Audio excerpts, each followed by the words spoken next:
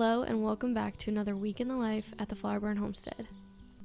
We have always loved and cherished being able to grow up on our family farm, but having the Flower Barn Bakery here now has really brought a new sense of joy and excitement to our farm.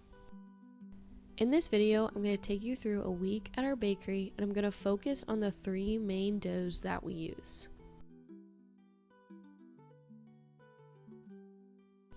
Another great part about owning a bakery is getting to take home the leftovers. Although we've been selling out most weekends lately, we did have 2 extra loaves of sourdough. So my little sister Nora took home a loaf, and then I also took home a loaf. This made dinner so exciting and so easy.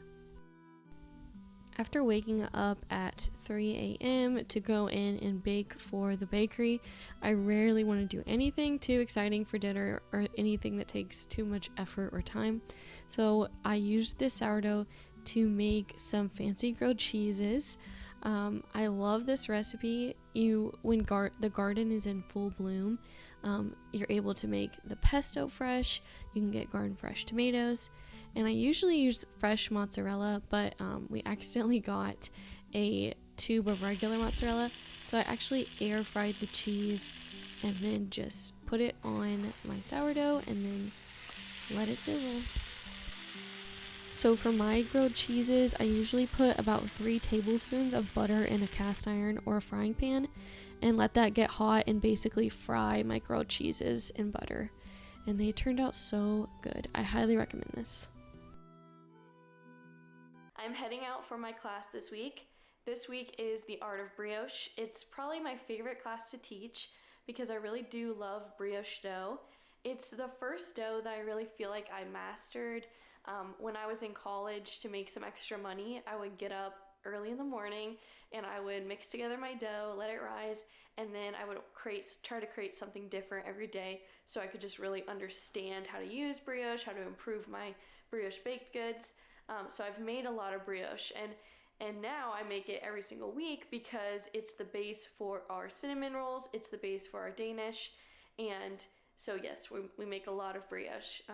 So I really do feel like an expert in this field, so I really enjoy sharing the excitement of brioche with a class. So I'll take you with me. I'll try to film as much of the class as I can. It's a pretty busy class. And then I will link the recipe, or I will put the recipe in the comments below. All right, let's go. This class is really fun because we don't just learn about how to make brioche, we don't just learn about the recipe, we learn about all the different ways you can use this one type of dough.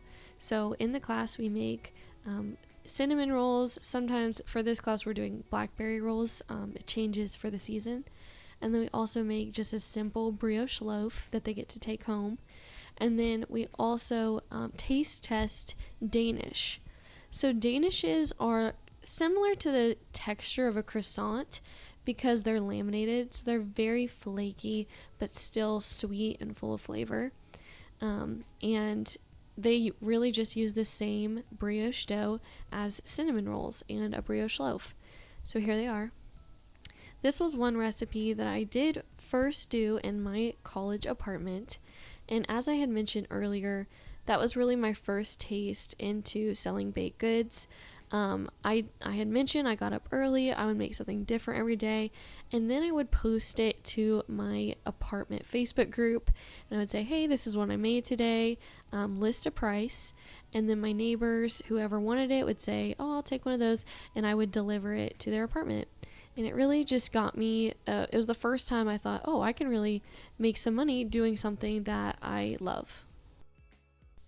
Also for refreshments, I forgot to mention, I do make a bread pudding out of the very loaf that we're going to be making during the class. In this instance, we made a blackberry lemon bread pudding, and it was so good. This is a little look at how we prep the tables. I pre-measure a lot of the ingredients because most of the class is not about learning the recipe, it's about learning the technique. And of course, I'm going to make a latte before the class. And this was just a plain latte. Sometimes I just love a basic, plain, no flavoring latte. And for this class, everyone actually got there 5 minutes early, which was crazy. So good job to that class. And then we got right into it. We do introductions, and then we immediately start on kneading our dough because it does take about 12 minutes, and we want it to be able to knead properly, rise properly, and then be able to bake it by the end of the class. During this time, I go around to each table and we talk about is creating gluten development in this recipe, and it really is the kneading process. So with sourdough, you have a slow fermentation process where you're doing stretch and folds to help create the gluten, and the time helps create the gluten, whereas for this we're short on time, so we're going to knead it for an extended period of time to really create that gluten development. And then we're going to do the window pane test to make sure that it has properly developed gluten, and if you can pull it and see through it, then you have the right amount of gluten development. Before the class even starts, we go ahead and make some brioche ahead of time so that we can roll it out so that our class can get the experience of rolling out cinnamon rolls. In this case, for the summer, we had a special class where we did blackberry sweet rolls with a cream cheese icing. So this is where I would normally demo cinnamon rolls, but for this class I am demoing blackberry rolls. I'm using a Blackberry Compote that we already made ahead of time so that it was already cool by the time we had our class. This recipe is on the blog, the Blackberry Compote recipe, and I also have a blackberry cobbler roll recipe on the blog as well, and I will link that below. But some tips that I give here are, first, when you roll out your dough, you want to make sure that it is an even rectangle. This will keep your rollout even as you start to roll it. You also want to make sure that you're not putting too much filling, or else it will leak out during the baking process or even during the rolling process. And it's just wasteful if it falls out during the rolling process, but it can become an issue if it leaks during the baking process, because this can cause it to burn and smoke in your oven and even kind of get into the taste of your rolls. So when you start out rolling your cinnamon rolls or sweet rolls, you kind of just want to fold over the top of your roll. And that is just so that you have a good start to your roll and you have a tight roll at the center of your cinnamon roll. And then from there, you don't want to make it too tight of a roll or else the centers are going to pop when they bake. But you also want to make it too loose or the filling isn't going to stay in. So you just kind of want to guide your roll all the way to the bottom. I always leave an inch of the dough uncovered, whether that be cinnamon roll filling. I don't put cinnamon roll filling on that last inch, and I don't put any compote filling to that last inch. What I normally do for cinnamon rolls is I do cover the entire surface in butter, and that's so that the cinnamon filling will stick, but I put butter on that last inch, and it kind of helps it to adhere to the roll. But for this, there's no butter down. Last inch is just plain dough. So you can see here that I am pinching that last inch onto the rest of the cinnamon roll, and that again is to help the filling not to leak, and it's also to help the roll maintain its shape. Sometimes when you don't adhere it, tails form and they'll kind of pop out, and your roll will kind of unravel while it's baking if you give it the room. And this just helps with that. And now I'm going to cut. Normally with the amount of dough, it'll tell you how many rolls you get.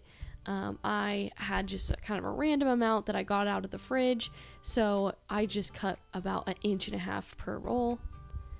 And then my class went to it, making their own. And I really think there's not much prettier than this Blackberry Compote. It's so beautiful and vibrant in color, and everyone just had a really fun time with this part. It's really a giant rollout, and that's why I don't give each person their own personal rollout. I just think it's more fun to do the bakery sized jumbo rollout, and everyone else seems to really enjoy it. This is the size of rollout we use every week to make all of our rolls. So this gets us 24 rolls. So each student, I tell them, cut it in half and then cut it in half again, and of those 4 sections, you should be able to get 6 rolls. So each student cuts their own 6 rolls, and then they're going to take that home and be able to bake them at their leisure. So if they want to have it for breakfast in the morning, or if they want to save it for a dessert later on.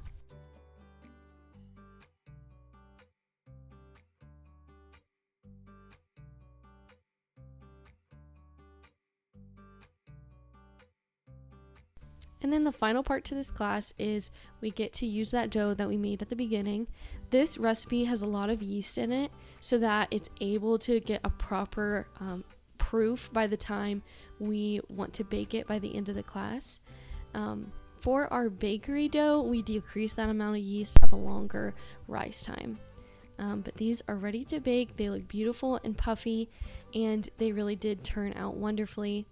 And while those are baking, that's when our class gets to try the bread pudding that uses this same bread recipe. And then also we made 2 quiche, and I also have that recipe on the blog, and I will link it below. The way that this dough is so versatile and also turns out every single time is the reason it's my number 1 favorite dough to make, and this class was really so much fun. The next day, we're already using our brioche dough once again. This is our full-time employee, Lizzie, and she is making the week's worth of brioche. So what she does is in our 64-quart mixer, she makes a giant batch of brioche, and then she divides it into about 107 ounces, and that is exactly how much we want for a rollout that we used in the class earlier, and that we'll use for Thursday when we roll out our cinnamon rolls and our sweet rolls. These rollouts will also be used for danishes when we laminate tomorrow.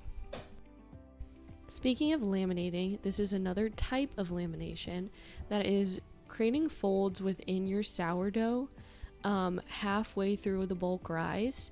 So this sourdough is halfway through the bulk rise, and Paige is just doing some folds that will help create structure within our sourdough loaves. This is also what people do when you're adding in inclusions like cranberries and walnuts. You would do a process very similar to this where you put the fillings in while you do the laminating. And here are the other tubs of sourdough. So here again is Lizzie getting those rollouts shaped. And so she weighs each one, and then she separates them, and then she's going to wrap them into a tight ball, and then they'll be saran wrapped and put into the fridge. This helps them to not overproof. Like if we were to take this giant mixer of bread dough and try to fit that in the oven, one, it wouldn't fit well because it's a huge amount of dough, but also the size of that amount of dough holds so much heat that we wouldn't be able to slow down that rise as well as we are when it's separated, because we are trying to slow it down so that we can create a slower rise. And here was my baby, because I wasn't working this day, I was just here to film, so Emmy was able to come along with me. So here she is putting them into tight balls for them to go into the fridge. Here is Paige's drink that she loves. She says it's very hydrating and it tastes delicious. It's a blackberry honey refresher with coconut milk. And here is actually a chocolate cake. We don't sell chocolate cake, but it's my mom's birthday, so we're making her a chocolate cake. And here Lizzie is saran wrapping the dough balls to go into the fridge. And like I said, this is just another way we've learned to prep ahead in a way that makes things so convenient. So we make all the dough on Wednesday, and then we store it in the fridge so it has a nice slow fermentation. And then the next day we just pop out a rollout when we need it. Then we went and looked at the garden. It's looking beautiful. This is Ellen and Troy's garden. They have attached a tunnel to their chicken tractor that wraps around the garden, and then the chickens weed the garden for them. And then here are the cows. Like us, they're enjoying the beautiful summer day. And then I'm back in the bakery filming the focaccia dough. So when we do focaccia dough in bulk, we knead it in the mixer first, kind of acting as the first stretch and fold, and then we put it onto the pans that we're going to bake it in and do the rest of the stretch and folds there, and the dimpling and the baking in these pans. This is probably my second favorite dough that we make at the bakery. This is actually the bread we use for our breakfast sandwiches. For those of you who have never been to our bakery, the Flour Barn, Our most popular items are cinnamon rolls and then our focaccia breakfast sandwiches. We do a bacon focaccia breakfast sandwich and then also a maple sausage breakfast sandwich. And I love this dough because it's kind of, I feel, underrated. I don't feel like a lot of people know what focaccia is. It is traditionally an Italian dough. It's usually seasoned with maybe like Italian seasoning and salt. And then it's baked in olive oil. It's slightly almost fried when it goes in the oven. That olive oil gets really hot and almost fries the bottom of the bread, leaving it very crispy and crispy on the outside, fluffy on the inside. But what is so amazing about it is that it's actually very versatile. So we do a focaccia class, and in that class we do a loaded baked potato focaccia, we do a blackberry lemon focaccia. We try all these different flavors and they're all so delicious. That night we got together to clear a spot for a new playset and also celebrated my mom's birthday. Thursday was a fun day with Lizzie and Paige. I got to fill in for my dad for laminating. He had a hand injury, and then also someone brought us cookies that were delicious. We got a new square cash register, which we're really excited about. We're hoping this will make the line move a lot faster. And then right away, I had to get started on laminating. So I'm going to take you through the whole process of how we laminate that brioche dough. So we use brioche dough for the danishes, and we laminate that dough to make our square danishes. And then we also laminate croissant dough, which then will turn into our croissants.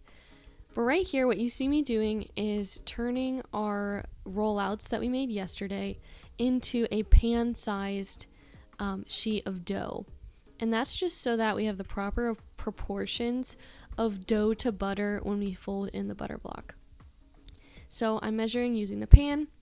I'm putting it onto the sheet pan, and I'm actually going to put that into the fridge for a little bit, help the gluten to relax and to hold that shape of the pan, and then I will eventually add in the butter block. We do make all our own butter blocks here at the bakery. We do like to use salted butter.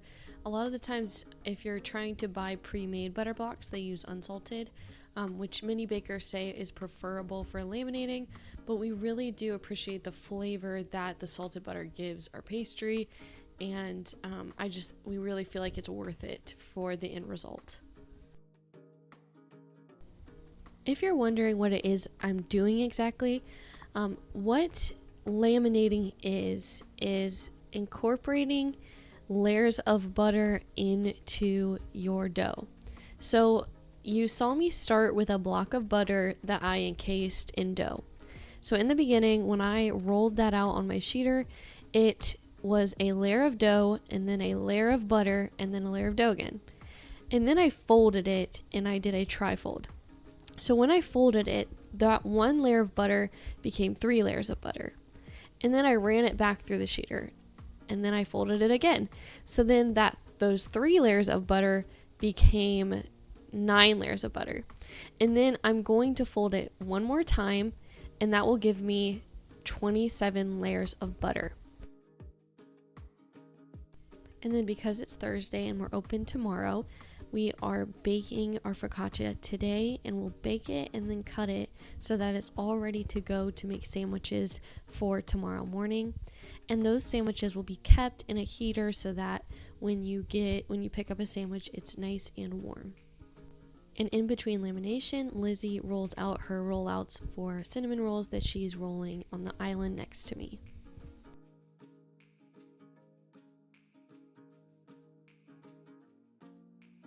Now, this is why temperature is so important.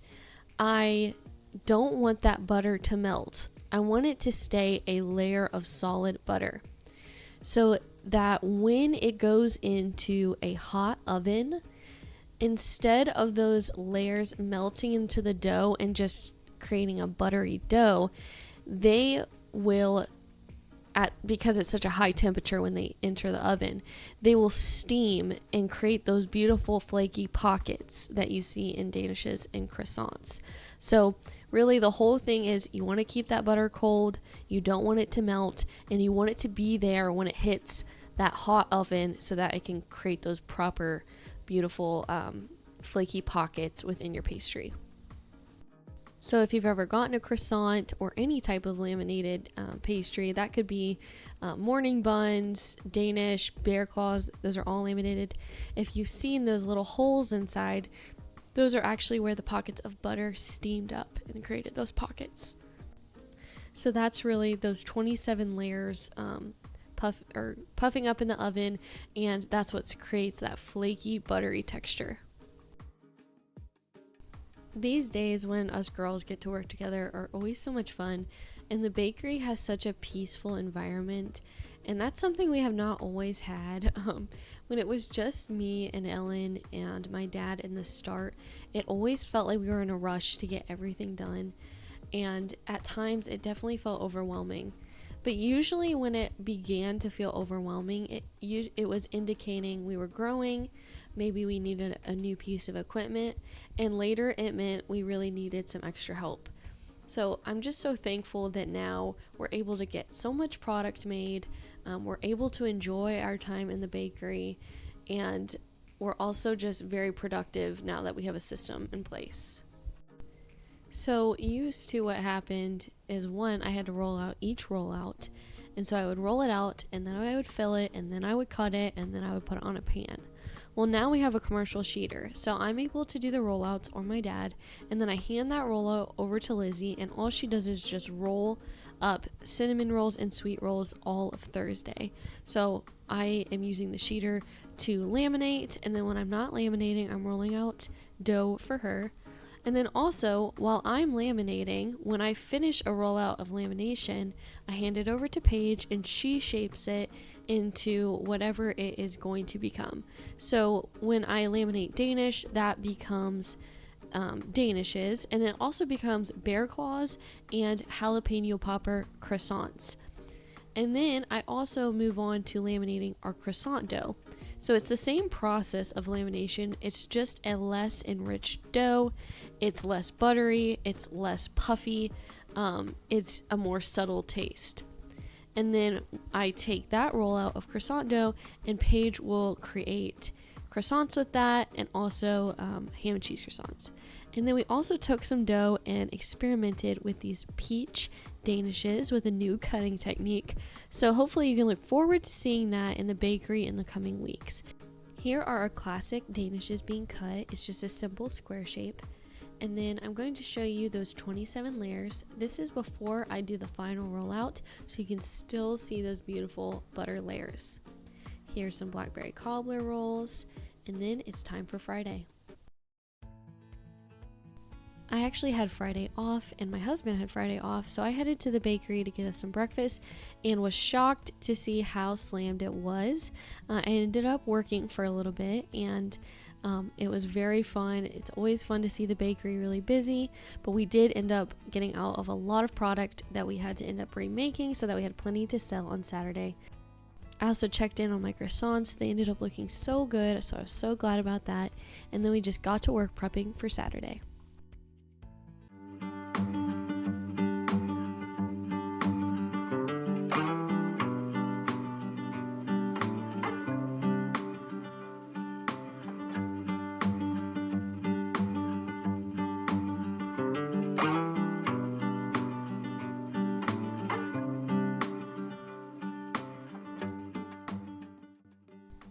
This Saturday, I was scheduled to start work at 7, so that means I didn't have to come in early to do all of the baking. This was such a nice treat, but I did get there a little bit early so that I could do some filming. Here is Ellen glazing scones. Here I am glazing those Danishes that we laminated. These are our lemon blueberry Danishes. They have a cream cheese filling that we scoop into the center of the Danish square. We then put blueberries on while they bake, and then when they come out of the oven, we cover them in a lemon glaze. Here's Ellen scoring the sourdough that's going to go into our bread oven. We can do sourdough in groups of 12 at a time in our bread oven. So when you saw those containers, we usually get about 46 loaves of sourdough, and that seems to sell well each week without us running out too soon during the day. So we're always looking for that good balance of how much is enough where we're not selling out too early and our customers don't get it, and how much is enough where we're not just having a ton left over. So she's adding moisture into the bread oven. This will help it to develop a nice crust. And then here is Troy. He is making those focaccia egg sandwiches that I mentioned earlier. This is our maple sausage focaccia sandwich. So we take that focaccia that you saw Lizzie making and we cover it in just regular sugar, and then we bake it with the sugar on top. When it comes out of the oven, we then cut it in preparation for our sandwiches, and then we cover the top in a maple butter.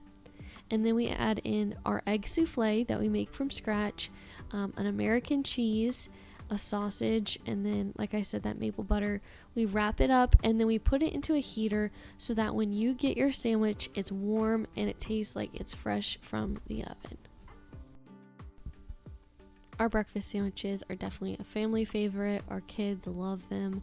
A lot of times one of Ellen's kids will wander out here trying to get one before we open, and we can never say no.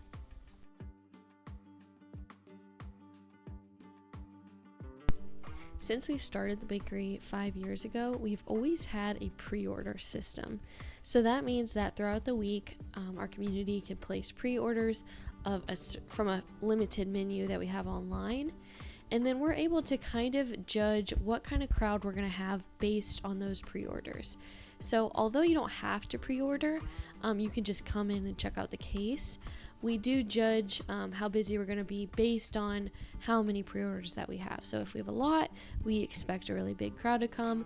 And if we don't have a lot, then maybe we make a little bit less just to make sure that we don't overmake our baked goods.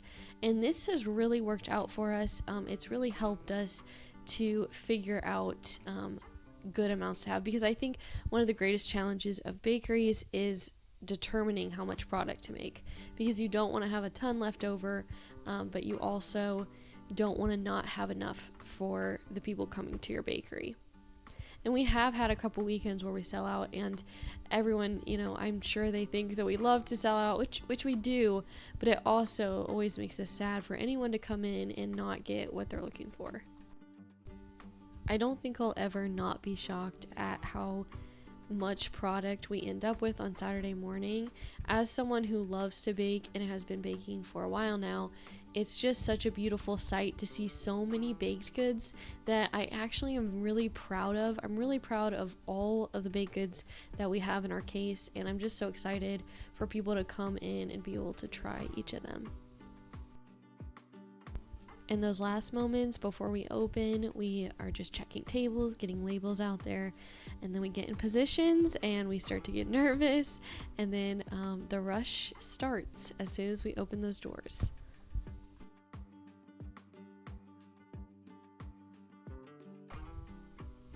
So how our system works is that if you have a pre-order, you can come straight to the front and someone will take your name and they'll go get your pre-order, or you can go through the line and pick out items from our case. So we have a coffee section where our baristas will make you whatever drink you want, and then we have a table full of different rolls, so cinnamon rolls, peach rolls, blackberry cobbler rolls, pecan rolls, honey buns, all that is on one table.